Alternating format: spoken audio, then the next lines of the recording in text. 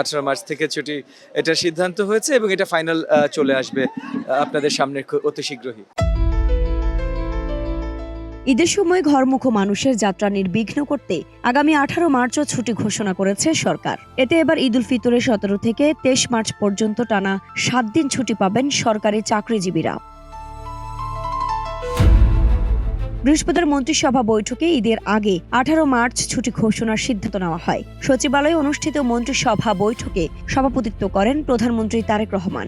বৈঠক শেষে প্রাথমিক ও গণশিক্ষা প্রতিমন্ত্রী ববি হাজ্জাজ সাংবাদিকদের এই বিষয়টি নিশ্চিত করেন। 18 মার্চ থেকে ছুটি এটার সিদ্ধান্ত হয়েছে এবং এটা ফাইনাল চলে আসবে আপনাদের সামনে অতি শীঘ্রই। চাঁদ দেখা সাপেক্ষে আগামী 20 বা 21 মার্চ দেশে মুসলিম ধর্মাবলম্বীদের সবচেয়ে বড় ধর্মীয় উৎসব ঈদুল ফিতর উদযাপন হবে।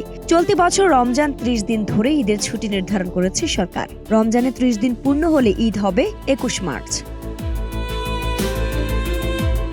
চলতি বছরের নির্ধারিত ছুটির তালিকা অনুযায়ী 21 মার্চ ঈদের দিন সাধারণ ছুটি, 19 ও 20 মার্চ এবং 22 ও 23 মার্চ ঈদের আগে পরে দুদিন করে মোট 4 দিন নির্বাহী আদেশে ছুটি থাকবে। সেই হিসাবে সরকারি কর্মকর্তা কর্মচারীদের 19 থেকে 23 মার্চ পর্যন্ত টানা 5 দিন ঈদের ছুটির আগে থেকেই মোটামুটি নিশ্চিত ছিল।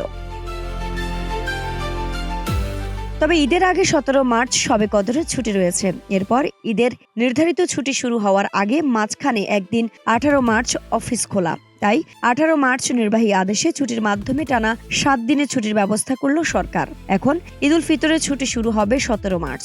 সরকারি চাকরিজীবীরা ছুটি কাটাবেন 23 মার্চ পর্যন্ত। গত বছর ঈদের সময় দীর্ঘ ছুটি থাকায় ঈদযাত্রা ছিল অনেকটাই নির্বিঘ্ন। আইরিন হাসান, নাগরিক প্রতিদিন।